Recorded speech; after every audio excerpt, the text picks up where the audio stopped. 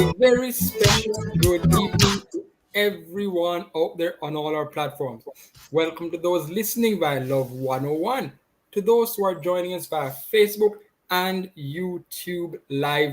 Welcome, one and all. Yep, this is your Monday program, Family Time. As you know, Family Time is produced by Family Life Ministries. Make sure you check them out. Family Time, um, Fridays, okay, fine.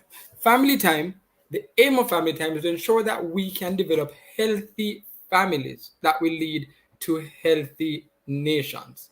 There's a lot going on now, and we definitely want to have that stability at home so we can build from there out. So, Family Time is about your issues, your relationships, whether at home, global, regional, national, we're all covered on Family Time.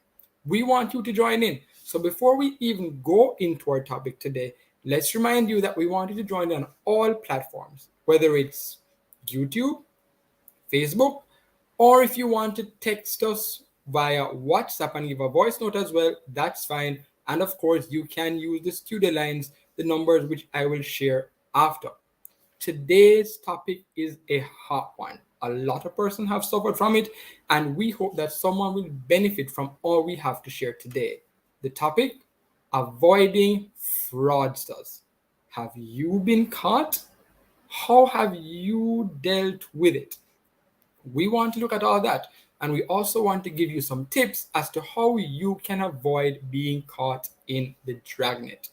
When we come back from our break, we'll be speaking to our first guest, that is Dane Nicholson. But as we go to the break, think about this question and respond. How have you dealt with the emotional trauma associated with online fraud? Are you recovering? Is it hard to get back on your feet? Let us know. Send us your responses via comments on Facebook or YouTube.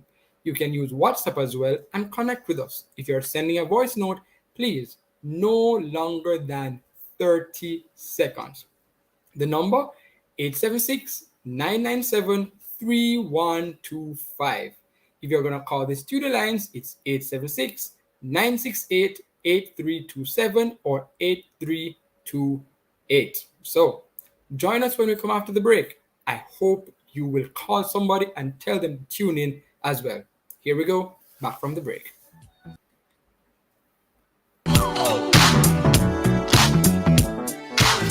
Keep fully connected with Flow Fiber Fast Internet at home and on the road with LTE data and calls for a fast, reliable experience anywhere.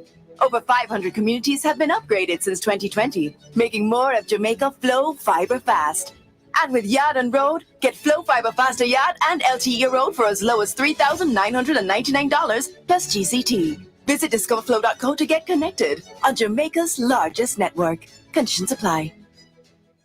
Phoenix Health and Vision Center now has 2 locations. St. Anne's Bay, 65 Main Street beside the Health Center. And now Shop 30 Champion Plaza, Falma, Trelawney. You heard me right. Shop 30 Champion Plaza, Falma, Trelawney. The only full-service eye care center for all your designer frames and designer glasses. Plus, complete eye care. Book all your appointments now in St. Anne's Bay. Call 876-972-2388. 876-589-8327. For Falmouth and its environs, call this number 876-533-0540. Looking forward to seeing you at both locations. Phoenix Health and Vision Center. Now at Champion Plaza, Falmouth, Trelawney.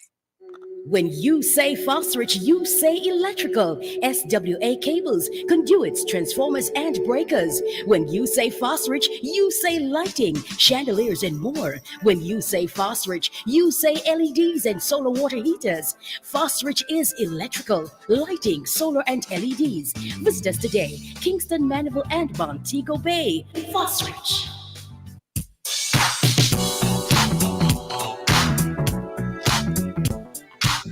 Welcome back to Family Time. I'm your host, Sir Twain, and today we will be looking at the topic of avoiding fraudsters, how to not get caught in the dragnet. I know you may have seen him on TV and you probably had questions after you heard him speak. I'm not sure how many questions he'll be able to field, but let's see how much information we can squeeze out in the time that we have. Our first guest today is Dane Nicholson.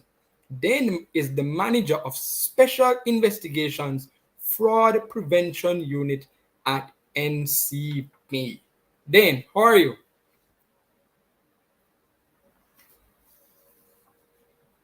Sir Nicholson?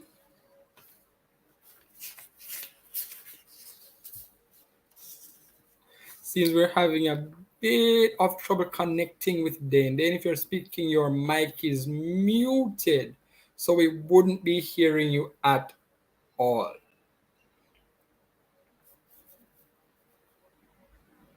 All right, so let's see if we can get that issue corrected, and then we'll be back from this break.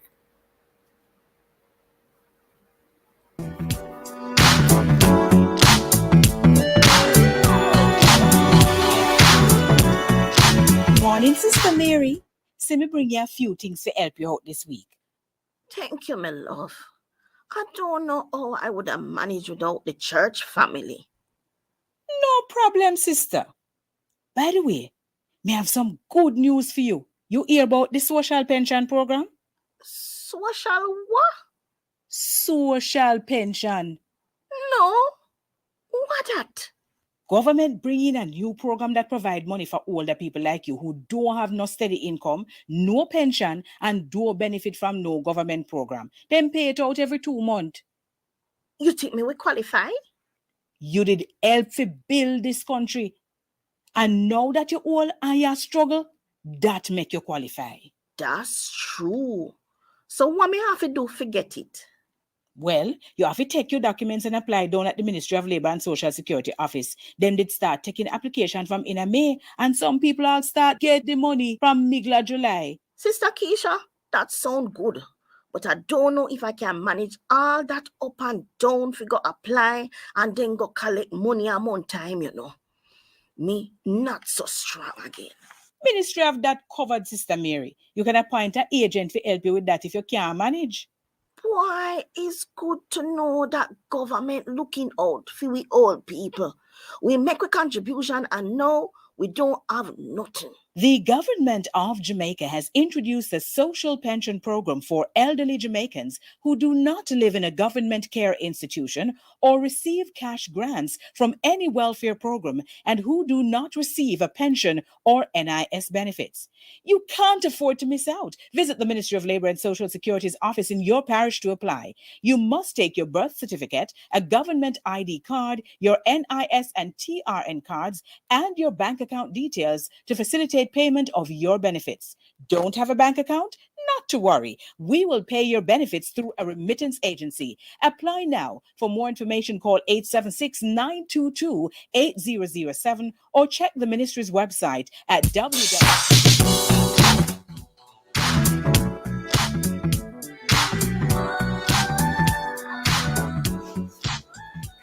Welcome back to Family Time. I'm your host, Sir Twin, and we're still talking about avoiding fraudsters. Chances are Dane is out there fighting crime when it comes to fraudsters. So here we go with Geraldine, our second guest. Geraldine, how are you doing? Geraldine Garwood, in fact.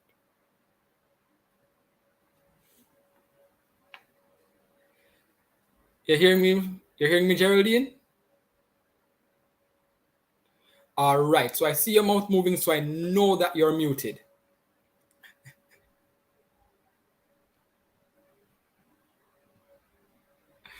All right, so Geraldine is muted, and I see Dane is back from fighting crime. Dane, all is well? Yes, I'm back. All right, so here we go with Family Time today. So, as we mentioned before, Dane Nicholson heads up that team at NCB, which is working to fight against. Let me tell you exactly what he's fighting against. He's in charge of Special Investigations Fraud Prevention Unit at NCB. And I know that we've seen him on TV and we've heard him say a lot of stuff. And I was a bit concerned when I heard it, so it's interesting enough that I get to interview him today. So then let's start it off real simple. What is online fraud? Because the word online just tells me if I'm on my computer, but if you don't have my computer, an online fraud. I'm just on my phone. Is that what's online fraud? Well, so simply put, online fraud is in fraud which takes place with the use of the computer. You know, nowadays the computer is not necessarily what we used to refer to it as 10, 15 years ago. It is now a phone, it is now a fridge, it is now your car, it is now multiple things right across the board. So online fraud is, for the most part, the definition is pretty undefined. So if you check different places, you'll find different definition. But for simplicity, it is any fraud that takes place with the use of the computer. All right, cool. So we've got that out of the way. What are the different types of online fraud? Because I'm guessing, people not sticking to one thing anymore to get your money. They're trying various ways. So tell us some of those. So there are several types of online fraud. So popular in the news from the other day is social engineering, which is one of the types of online fraud. So and then under social engineering come phishing, smishing, vishing, and then you have debit credit card, and there's a whole host of other types of fraud. So let me break them down for you so your listeners can understand exactly. In very I'll go and try and get them as simple as possible so that Please do. the Please listeners can do. understand. Yeah. So let's start with phishing. So phishing is the most popular type of social engineering fraud. And social engineering is a technique which fraudsters use to seek deception to manipulate persons into divulging sensitive information. So they just trick you to get your information. That is simply what social engineering is. And then phishing now is the most popular form where fraudsters send customers or anyone um, an email purporting to be coming from a reputable source. In most instances, banks, government agency, and other entities that they can get sensitive information from. In most instances, those phishing email contain a link, and it asks persons to click on the link and then populate certain information. So in the recent attack against customers that you would have heard in the media, the smishing attack now is where fraudsters send customers SMS message, so it comes now over the phone, so it will come via WhatsApp or SMS message, asking customers to click on the link. So just like phishing, it has a link in it, but it comes via the phone and it asks you to click on the link to take certain urgent action now. So they want you to click on the link to restore your account because it is locked. It is your password is about to expire or there is suspicious transaction on your account. So once customers click on the link, it will take them to a page that mimics the institution that the fraudsters are spoofing the information from. And spoofing is just to make something look alike something. So in this instance, they create a landing page and internet banking platform which looks like NCB, but it is not ours. And they'll ask customers to submit their username, password, and then customers click next. And most times the smishing site will time out or they get an error message. Sometimes, based on my investigation, it takes them to another page which asks them for their credit card number, the full 16-digit credit card, the CVV, and the expiry date. After they click next, then it times out or they get an error message. That information now, the fraudsters would have sufficient information to take over the customer online account. So they will have the username and the password. Then they will log on to the customer's platform, internet banking platform now, and get sufficient information to execute a phishing attack. A phishing attack now is when fraudsters call persons purporting to be from a reputable institution in order to trick the person into divulging sensitive information. So in the recent incident, fraudsters would have called customers purporting to be employee of NCB, asking the customers for sensitive information such as token code in order to stop fraud.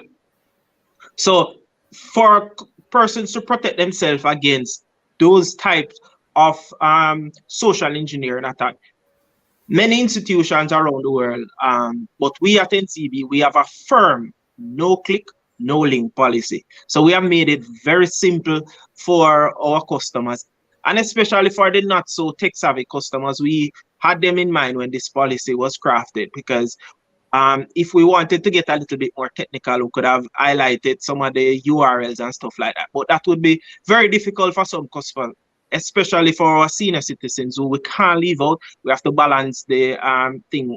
Whilst we balance security, customer experience, and all the other things, we have to take into consideration also the elderly. So in order to protect them, what we did was to create a firm no-click, no-link policy. So once they get an email or an SMS message purporting to be coming from NCB and it asks them to click on a link, they can know immediately that that is a fraud. Do not respond, just delete that message. If anyone calls them purporting to be coming from NCB, asking them for their token code, that's a no-no. We do not call customers asking for a token code. The only time that the bank and any customers will have any interaction about token code is when the customers reach out to the bank advising us that they have issues with executing transaction using token and the token might need to be resynced. So in that instance, the customer would have initiated a conversation with the bank, not the bank initiating a conversation with the customers. So that will cover smishing, vishing, and phishing. So we can go now to other. There's a lot of information coming out here. So let me just try to see if I tie it all together. So all of what we're seeing right now, the major stuff, fall under social engineering. So when people hear social engineering and someone says, I'm a social engineer, it's not a good thing if they might tell them something there. Correct? Definitely, definitely. Social engineering is the use of deception to manipulate individuals into divulging confidential information or personal information that may be used for fraudulent purposes. So that is, in essence, is what it are. If persons don't remember those language, in essence, social engineering is trickery. Persons use it to trick persons. All right. I said that the smishing, I'm trying to figure out the word. So the smishing, you said that generally comes with SMS. So I'm guessing that that's where this smish comes from. So it comes, SMS. So it comes via text message or WhatsApp. It's involved phone. And the phishing now comes over the email. Mm-hmm. Okay. And you said that the smishing can lead to vishing. So both the phishing and the smishing can lead to vishing, because what the fraudsters would do is that they'll use the phishing and the smishing attack to garner sufficient information to execute a vishing attack. So once they get the username and the password for the customers in the phishing or the smishing attack, then they will log into the customer's profile. They will see all the transactions. They would see other demographic information on the customer. So they can call the customers now, pretend to be an employee of whichever institution that they are trying to mimic. Okay. So I'd have heard persons saying, well, I'm not really too concerned because I don't have any online account. I generally don't use credit card. Now that is pulling away from having an online account with NCB, Scotia, any one of these banks, or saying, what, I'm just going to turn in my credit card and my debit card possibly as well. Is that a way to avoid all of this, or is that just a matter of getting a bit too fearful? No, all right. So this is how I'll answer the question. With everything that we do, there's some risk involved. In waking up in the morning and trying to cross the road, there's a risk that the car might hit you down. So what you have to do is to take the necessary steps to protect yourself whilst crossing the road. So too is conducting transaction online. Persons have to ensure that at minimum they get to know some of the do's and the don'ts and the best practice. And when you're conducting transaction online, one of my rule of thumb is don't be too curious. Because persons will send you things and curiosity will cause you to do things that you will regret in the future. So that is why the fraudsters are benefiting so much from these smishing and vishing attack, because they create curiosity, they create a sense of urgency. They tell the persons that their accounts are restricted, and in order to gain access, they need to click on the link now. When persons see that, they want to click on the link now to gain back access to their account. Or they'll send them the popular Nigeria scam where they'll send persons email telling them that somebody is kidnapped in Nigeria and they need X amount of cash. It's the same thing. Yes. And persons know over the years not to respond to those messages. So too is online. So what I would say for persons to protect themselves is listen to the financial institution, listen to what we are saying. It is as customers go to the ATM to draw cash, they are going to take steps to protect it while shopping in downtown Kingston. They're not going to put it into their back pocket because somebody might walk past them and pick it out. So it is when conducting transaction online. Ensure that you take the necessary steps to protect yourself. And we, the financial institution, us at NCB, we will take the necessary steps and have taken the necessary steps. We have invested billions to ensure that we protect the customers and their money. But the customers also have a responsibility to protect themselves as well, because this is a partnership that we are in. Because if we invest, no matter how much we invest in security, and the customers continue to unwittingly divulge their information, the fraudsters are going to be successful at executing these smishing, vishing, and skimming of cards as well. All right. So let's say I'm already a victim of such a fraud. What do I do next? So first thing for you to do, and it's very important for you to reach out to your financial institution. We have several mediums that customer can reach us. One, they can call us at 888 NCB first, or they can visit the nearest branch to have their account restricted. Or if it's a credit card, we have developed a platform which we refer to as Manage My Card. They can go on www.jncb.com/manage my card, and that platform, customers can have their card restricted, they can report the card lost or stolen, and they can even request a replacement card at their convenience. So there are a number of options that we have provided. So once customers have submitted, if you feel like you have clicked or received any of these messages, if anyone called you asking you for your token, reach out to us so that we can take the necessary steps to protect you and your money. All right. And I guess the big question that people want to know is this. I've tried to be careful, but I got caught. I've called NCB, I've called whichever institution it is. Am I just calling to report it and to stop them from stealing more from me? Or can I expect some sort of compensation? Or is it just my bad luck and, can't help me get back the money? No. So we take customer experience and customer relationship very serious. So what we'll do, we'll take the necessary steps to ensure that we try and assist the customers best as possible to recover. So the first thing we'll do, we'll put a restriction on the customer account to cease any more funds leaving the customer account. And then we'll go into the recovery mode. We'll try and recover in all the funds that have been transferred either within or outside to another financial institution. If we aren't able to recover the funds on the customer behalf, then that now becomes a matter of discretion that the bank make whether or not we will reimburse these customers. Because remember, the bank systems remain intact. If we find out that it is any fault or any system that we provide, like if your debit card or your credit card is compromised and we know that you have no control over it, we will reimburse you in record time. There's no other financial institution in Jamaica, and I dare say the world, that reimburse customer at the speed at which we do it. Within 3 to 5 business days, if you report to us and we investigate and you have a genuine case that we can prove after investigation that this warrant a reimbursement, we will put the customer in the position that they were before the fraud. But in this phishing and smishing attack, it's a matter of discretion that the bank will make, and we will make a decision that is equitable to all customers. So we're not going to make a decision that will put anybody in any disadvantageous position and another in an advantageous position. Everybody will be treated equally. Okay, so just to remind, so it's if you can recover the money will be given back. If you cannot recover the money, then perhaps on a case-by-case basis, the bank will decide what help can be given to the person. But it's not a sure thing that you must get back all the money, if any at all.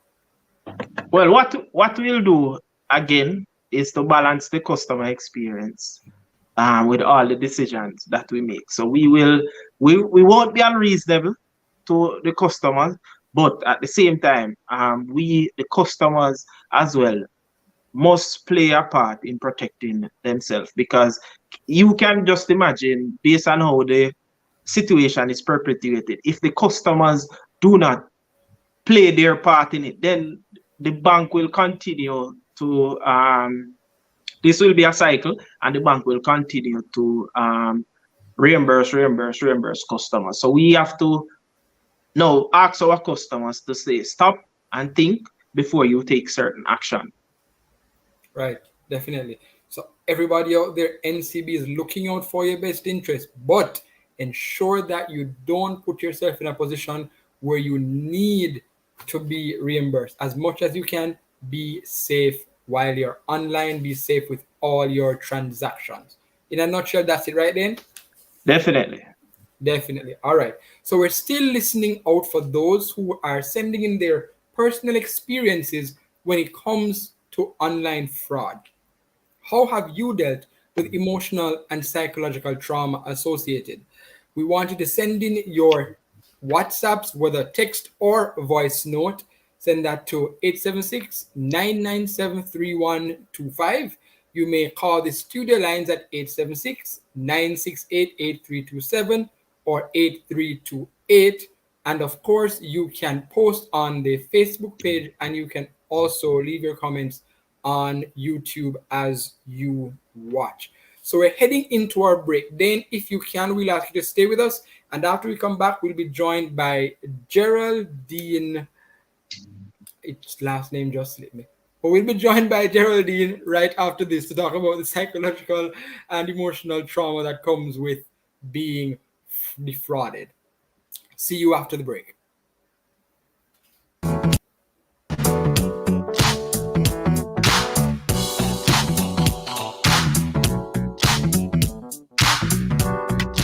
read advice I don't know all the shot and galley. I have a message to everyone. Dead, vaccinated. Hey, tourism the main driver of the local economy. It provides us with job, save the country. So everybody in the industry, get the job and come follow me. It don't hurt, do the nerd. Lick the nurse cause the vaccine work. Get vaccinated. Yeah.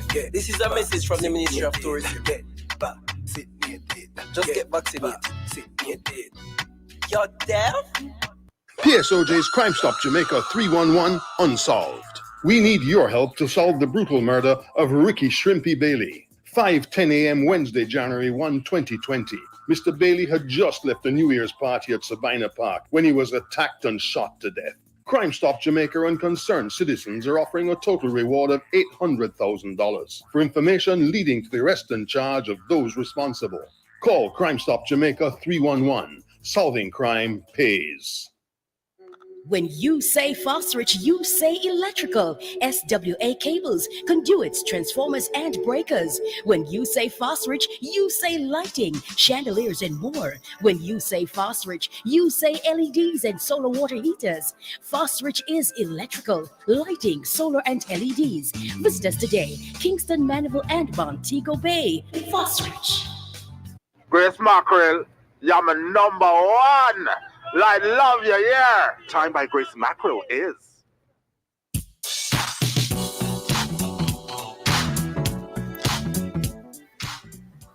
Welcome back to Family Time, and we're talking about avoiding fraudsters. We've been speaking to Dane Nicholson, who heads the team at NCB, which is concerned with preventing such acts of criminality. We're now going to be joined by Geraldine Garwood. Got it. Geraldine, how are you doing today? I am fine. I am fine. Thank God. I am fine. And my apologies for forgetting the second G. It is That's good. That's fine. all right. So, Geraldine Garwood is a clinical psychologist, behavior analyst, and she's the program coordinator for the Bachelor of Arts degree in Applied Behavior Analysis and a full-time lecturer at the Jamaica Theological Seminary. Right, that's a mouthful. But just to let you know, we have qualified persons to deal with this topic today. So, we're talking about emotional and psychological effects of being defrauded.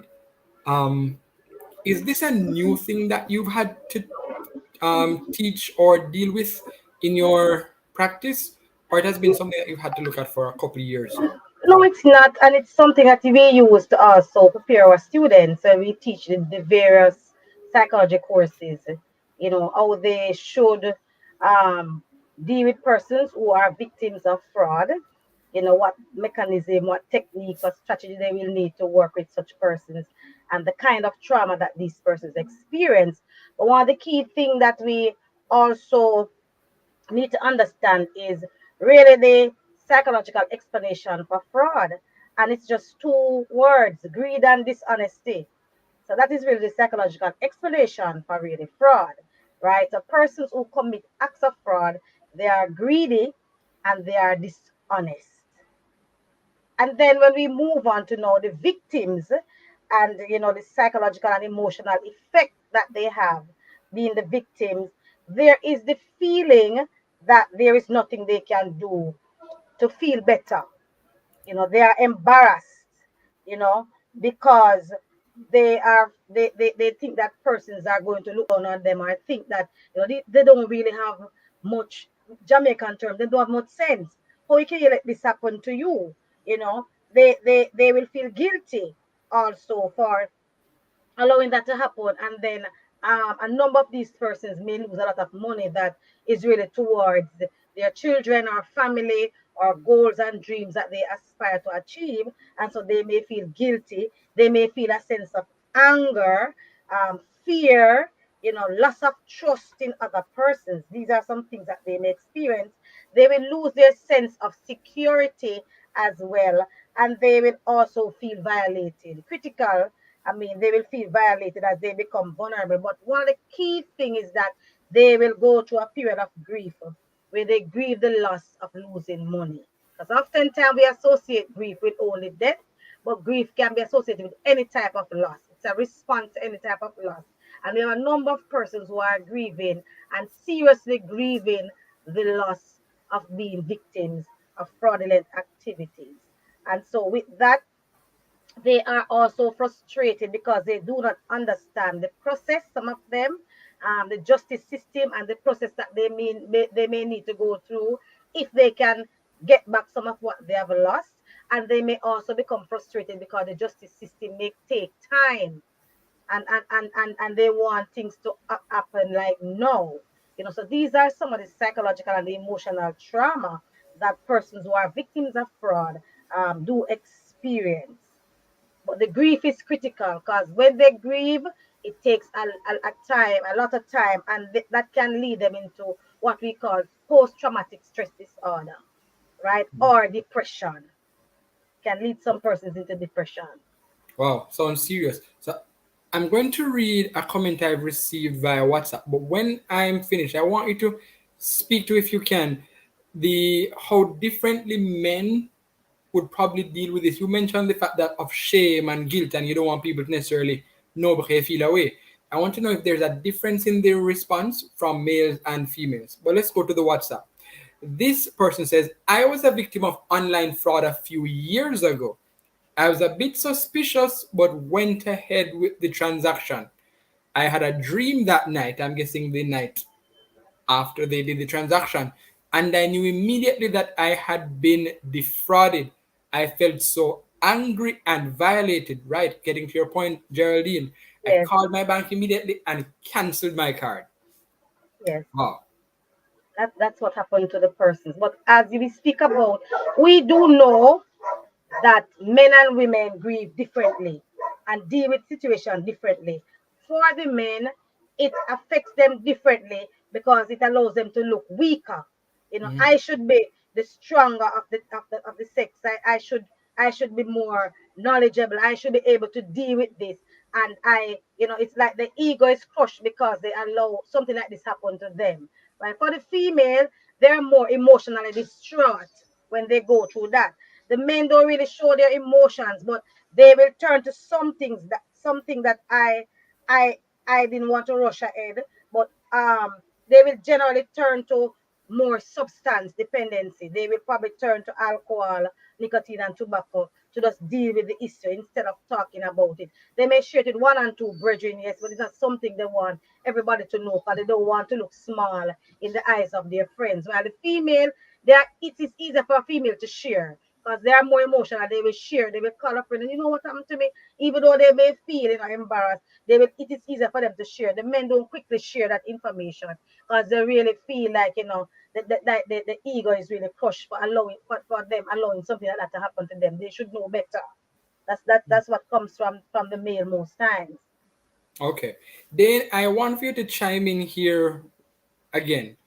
Um, I'm thinking that you'd have seen quite a few distraught customers. Um, is it that, do you believe, firstly, do you believe that some of the fraud that takes place is not necessarily reported simply because people kind of feel away? So them not necessarily saying them just move on from it and try to do their best to go on, or that hasn't been a thing that has affected the reporting so far, you don't think?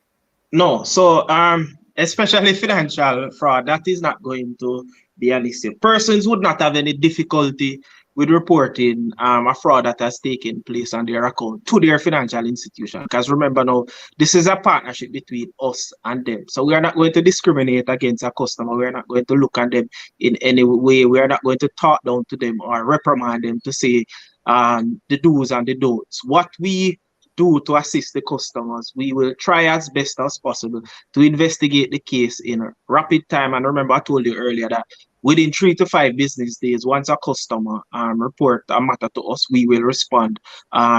Whether or not it is a genuine case, they will reimburse, or if it is not a case that we deem reimbursable, we also assist the customers by providing certain avenues to report the matter to the police. And that is how we assist in dealing with negative the negativity that might be associated with fraud. And there is no disparity with how we deal with anybody, whether male or female. Everybody is treated equally. So what we can do for all, we are not going to do for one. So everybody is treated same. So there's no issue with reporting it to the fraud, because remember, this is a financial loss to the customer, and a lot of persons, I don't know how many persons will be willing to walk away from even a 50,000 or 100,000, much less when persons lose 2, 3, 4 million dollars. Everybody is going to run and come kicking and screaming at us to say, hey, I noticed unauthorized transaction on my account and I did not conduct it. What can you do to assist us? And we will accede to the customer's request. We will conduct an investigation as expeditiously as we can and provide. Not to say that we are going to respond positively to all cases, because some cases does not warrant a refund, because whilst there is fraud, there's also friendly fraud where persons seek to defraud the financial institution either deliberately or unknowingly through persons within their household. So we will assist as best as possible to put the customer in the position that they were in before the fraud took place on their account. Okay, I'm coming back to you after this, but we have a voice note. Can we take that one now, please?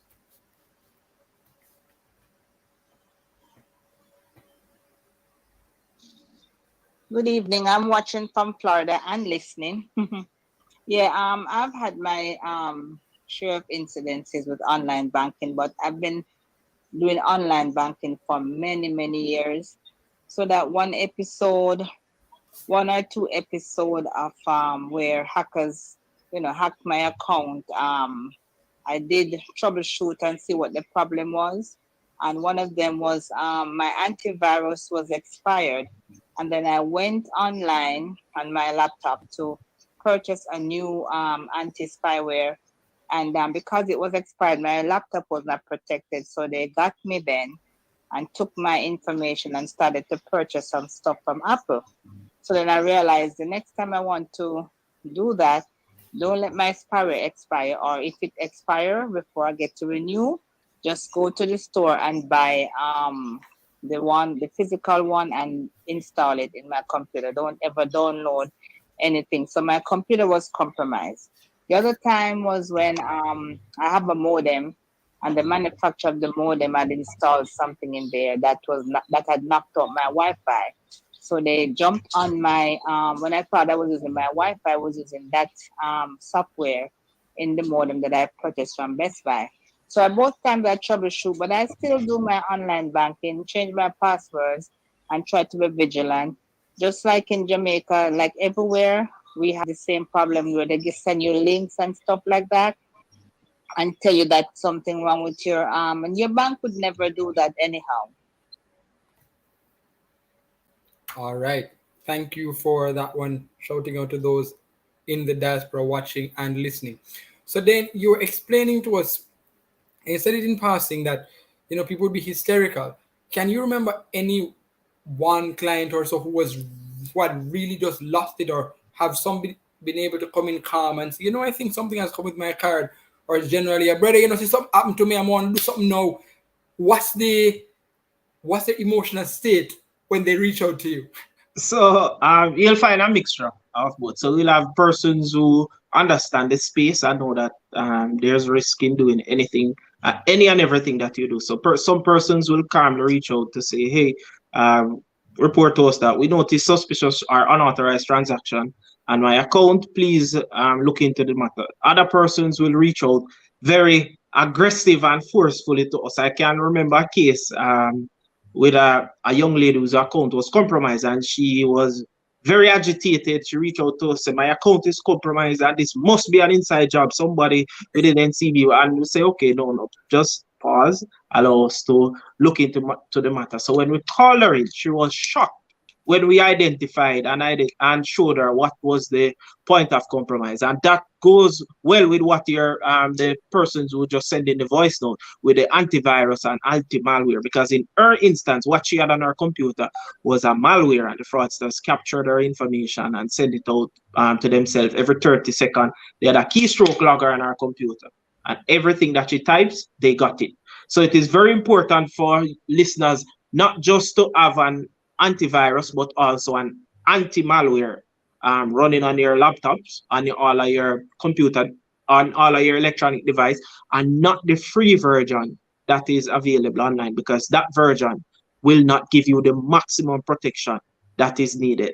Online shopping, online transaction is an investment, just like how persons arm their houses with alarm to prevent burglars. Persons also must take the necessary steps to prevent cyber criminals from gaining access to their sensitive information, and invest in antivirus and anti-malware software to protect their information. Wow, this has been quite a lot. I know that we're supposed to be going to a break, but then is there one piece of advice of all that you've said, if there's one thing you really want people to leave with, because I know that you will have to go soon and we'll continue with Geraldine, one piece of advice that you could give, especially for those who really and truly figure that it's not going to happen to me because I'm just too smart for somebody to get me? Well, from my experience and from where I sit, I have seen several persons who, based on their level of education, they felt that they should not or could not have fallen victim. So all I would say to our customers is be cautious, think before you click, and even though phishing, smishing, and vishing is popular now, there are other types of issues that persons must take the time to be aware of. So one of the advice I want to leave as well is for persons to be careful and always ensure that your credit card is processed within your view. Never allow anyone to walk away with your credit card. Fraudsters has gotten ingenious and they are using fake point of sale to copy person's credit card. So beware of the double swiping on your debit and your credit card. So you might go to the gas station or the restaurant, and the pump attendant or the cashier will present you with one machine, and you swipe your card and they give you to put your pin in, and then they tell you that machine is not working. You have to process on another one. Be aware of the double swiping on your debit and credit card and raise it with the management. There's also another trick with the delivery guys. So what they'll do, they're not going to double swipe your card. What they'll do, they'll come to deliver the pizza or whatever delivery they have, and they'll swipe your card and tell you the machine is not working. Do you have any cash to pay, or they will say, I'm going to do another delivery and return an half an hour, 45 minutes, or an hour later with another machine. So persons must be aware when transaction decline, be cautious, raise it with the management or call the bank to say that something suspicious just happened and you'd want us to take the necessary steps to look into it. We will take this, we will listen to you and investigate the matter. And if any action is required on our part to protect you, we will be more than willing to accede to the customer's request. All right. Thank you very much. Then we're running into a break, but we'll be back with Geraldine Garwood, who will tell us more on this topic. See you then.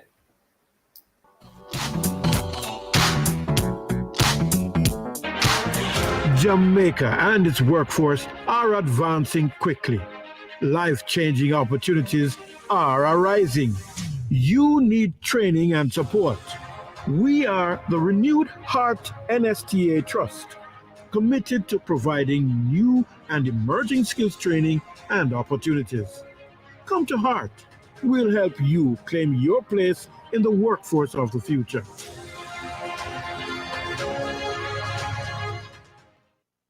When you say phosphorus, you say electrical. SWA cables, conduits, transformers, and breakers. When you say phosphorus, you say lighting, chandeliers, and more. When you say phosphorus, you say LEDs and solar water heaters. Phosphorus is electrical, lighting, solar, and LEDs. Visit us today, Kingston, Mandeville, and Montego Bay. Phosphorus.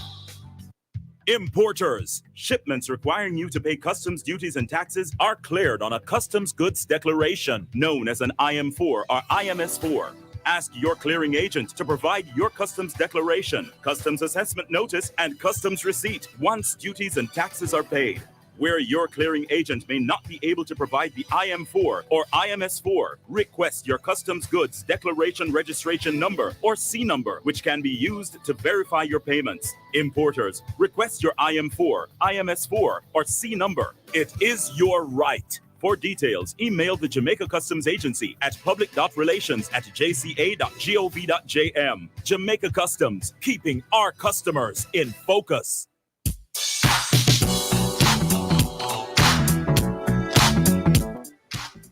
Welcome back to Family Time. We have been talking avoiding fraudsters. We've been speaking to Dane Nicholson, who we thank for having been here, and we continue with Geraldine Garwood. So let me tell you a little bit about Family Life and jump back into it. Family Life Ministries provides counseling for people with all kinds of challenges from all walks of life. Please listen out for the numbers in Kingston and Portmore at the end of this program. Remember, we're on Facebook, we're on YouTube, and we're on Instagram. So listen out for those handles and be sure to connect with us.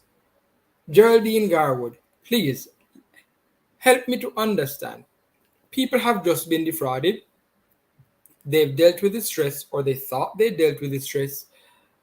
Is there anything that they can do to be sure that they're over the effects, or it's just a wait and see? Because people generally say, yeah, man, I'm good, man, I'm good. You know, I lose a couple 100,000, but gotta go provide for me again so the enemy can't hold me down. But deep inside, they're probably not done with it. How do they do it? Well, first to comment, persons need to understand if they're how they know that they are coping with being the victim Right. of the fraud. That's the first thing. And some of the things that they have to look out for: if they are having enough sleep, if they're having sleepless nights over it, if their eating pattern change, if they are not eating, if they can't concentrate, those are some of the things they need to look out for. They lose interest in kind of relating and talking to people. Those are some things they need to look out for to determine if they're actually coping with what happened to them, and if they are really taking substance for it. If they turn to the bar, they turn to nicotine and tobacco, they need to kind of assess those things to determine if they are coping. Because, of course, some persons, of the faith can spiritualize it and say that, yes, people do that, and say that, oh, I've gotten through it and the Lord will open my, and deep down inside, yes, and all of that. So the first thing is that people need to be practical about what happened. You have to be practical and accept that this has happened to me. You have to also accept that I have experienced these real emotions. I was angry at myself. I blamed myself. I felt guilty. I felt embarrassed. I didn't want anybody to know about it. My ego felt crushed. If I'm a male, I felt fearful. I felt vulnerable. All those things. You have to get into yourself and acknowledge that this is how I really felt. And once you can come to that place of acceptance, then it is easier for you to deal with it. You have to also identify if you're actually depressed, in depression over it. And that takes in again the eating, sleeping, the concentration, how you relate to people, if you're snapping at persons or if you just withdraw from persons. These are some things you have to assess to determine if you are actually coping with being a victim of fraud. Okay, so there's a lot to figure out. One, if you're coping at all, to then decide, okay, fine, I'm not coping, and these are the steps that I need to take Right, to right, cope. right. All right. So if someone has decided that, well, okay, fine, I've assessed and I'm not coping, what can they do then to get to the stage where they can overcome the trauma that they've suffered? Right. So the first thing that they need to do again, the first thing is acceptance, and that is critical. Accept that I have been a victim of this event. I have been a victim of fraud. That's the first thing. Then they will need to find a supportive family member or friend who they can talk with, who will not be judgmental. We will not judge them and let them feel stupid or feel belittled, but realize that people can make honest mistakes. And that is critical, because in incidences like these, most often persons allow the victims to feel judged, to feel belittled, like they really don't have much sense. How could they allow that to happen to them? They are no brainers. They are not thinking, and they should not have allowed that to happen to them. So they have to find these real persons who have their best interests at heart, like any other traumatic experience. These persons that they can trust and talk with, and they can feel safe with. That's the first thing that they need to do. Then they will need to change their thinking pattern. So stop prolonging the negative in terms of blaming yourself now, but start thinking in the positive. What can I do next? What step can I take? How can I learn from this? And they gave some good tips on what can be done the next time around. So you use the software, ensure you protect certain things when you go and you purchase things and they ask you to swipe again. So there are tips there. So even when you deal with the financial institution, where you probably have the experience with, and they give you those tips, you're going to be now proactive. So you're going to have to take a now proactive approach where you're doing anything financial again, because you don't want a repeat of what is happening. So if you require practical steps, of course, and ask for help if you feel that you're not coping. Ask for help. It's always important to ask for help. So reach out and ask for help to say, I need some help to cope with what has happened to me. Because as Dane said earlier, if persons lose millions of dollars, it can plunge them into depression. It can plunge them over the edge. Some persons can even have suicide ideation and actually complete the act of suicide, being a victim of fraud, because you're talking about all their money. And if you're talking about millions of dollars, that they may need to pay back, right? Then you're talking about people who are, I mean, vulnerable to becoming depressed, seriously depressed, having been victims of fraud. Okay. So we should, one, assess ourselves to see whether or not we're coping. Yes, And two, once we realize that we're not coping, get others, trustworthy persons involved to help us to go through it. Because I right. know sometimes as believers we say, you know what, I'll just talk to Jesus. I'll just be telling Jesus, and but you're saying, we still need someone who we can trust to come alongside us and help us to overcome it. Help us indeed. We do need that. What then of, so you try to go the 100 yards, all, as far as you can to recover the money. You're calling and they say, okay, then we're investigating. And when they come back, they say, well, we can't do anything. You still feel frustrated. should is there a place for saying, okay, then probably I should just not pursue this any further because it's really going to take a lot out of me emotionally? Or if persons say, you know what, I'm just keep going, it's too much money to let go, I'm going to keep going, can that frustrate you and keep you in the emotional bind? Yes, it can. And I'm glad you said that, because sometimes we have to know when we get to the place to let go. It's easier said than done, though. I want to say that. But we have to get to that place as individual. And to lose money, it's difficult to let go, especially if it's a lot of money. It may be easier for somebody to let go and say, I'm not going to pursue. This is just 50,000. Or this is just 100,000. But when you reach a million and 1.5 million, oh wow, man. When you reach probably Mm. 500,000, you know. But I am saying to persons out there that you have to know when to let go, because if you are pursuing, and you're not getting anywhere, the process is frustrating. The financial institution saying to you, all right, this is something that you can't recover. You have to reach that place where you have to let go and say, all right, I will have to start again. Starting over again is going to be very hard, but it's for your own peace of mind. And peace of mind, I always the person is very important. Once you have a peace of mind, you can start again, you can restart again. So it's critical for persons to maintain that peace of mind, that positive energy that this has happened and this is the result of it, the consequence of it. And I have to get to that place where I decide that I will have to just start again. And in starting again, I am going to try my best not to make the mistake that I did before. But there comes a point where you have to let go. Because if you push and push and push and push, you will plunge yourself into frustration, into depression, into stress, and that is going to kind of just destroy you emotionally. You're going to have an emotional roller coaster of fear, and you don't want that. You want to continue on. Right. And I believe you've touched on it, but I want to elaborate in about a minute or 30 seconds. We're coming down to the end. With all the steps that we can put in place to protect ourselves from becoming victims, how do we guard against anxiety and irrational fear? And that's one of the interesting. That's one of the emotional and psychological impact of being victim of fraud, anxiety and fear.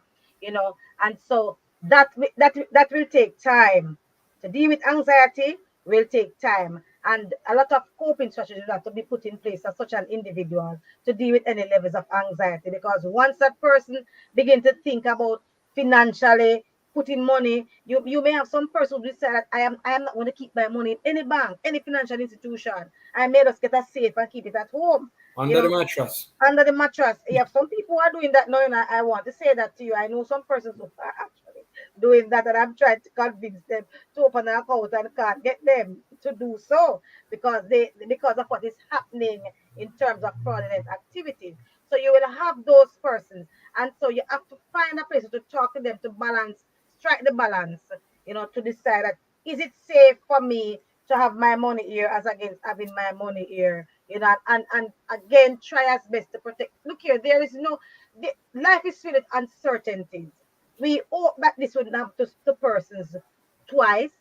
If they have an experience, it won't happen twice. But the likelihood is that it can happen again, depending on what the fraudulent activities are. Because as was explained by Dane earlier, there are different types of these activities, right? So you may become a victim of one and then a victim of a different type. So it's just a matter of being aware. And once we are self-aware, then it's easier for us to be proactive in whatever financial decisions we are making. Wow. Thank you very much. Thanks for being here with us, Geraldine Garwood. And of course, we would have been speaking as well to Dane Nicholson, the NCB representative, who was so kind to help us out today. Thank you, Ms. Thank you Garwood. for having me. Thank you. Awesome. So, for our center in Portmore at 117 Cecile Avenue, call 876-939-7917. So if you have any questions of a personal nature or if you have any other thing that you want to discuss with us at Family Life Ministries, please use this number for Center in Portmore. For more information on our services or for our counselors in Kingston and other parts of the island, contact our head office at 876 920 1034 or 876 926 8101. Please note carefully, appointments can only be made by calling in. Do not just walk in, call and make your appointment. Otherwise, please keep up to date with what's happening with Family Life Ministries and our programs using Facebook, the handle there, FLM Family Life Ministries. You can go ahead on Instagram as well at FLMJA, and you can subscribe to our YouTube channel, Family Life Ministries dash FLMJA. Before we go, here is our scripture verse for this evening, and it comes to us from Proverbs 20, and we'll read verse 17. Bread gained by deceit is sweet to a man, but afterward his mouth will be full of gravel. I definitely don't want any gravel, so I will not be using the bread of deceit. Join us again next week at 5:30 p.m. on Love 101 Facebook as well as YouTube for another installment in the series Family Time. Again, special thanks to our guests, Dane Nicholson and Geraldine Garwood. Thanks also to our show producer, Kathy Gale, Open Door Communications, studio facilitator Timoy Butler, and of course, you who were listening and viewing. I'm Sir Twain saying stay well, stay safe, and stay blessed.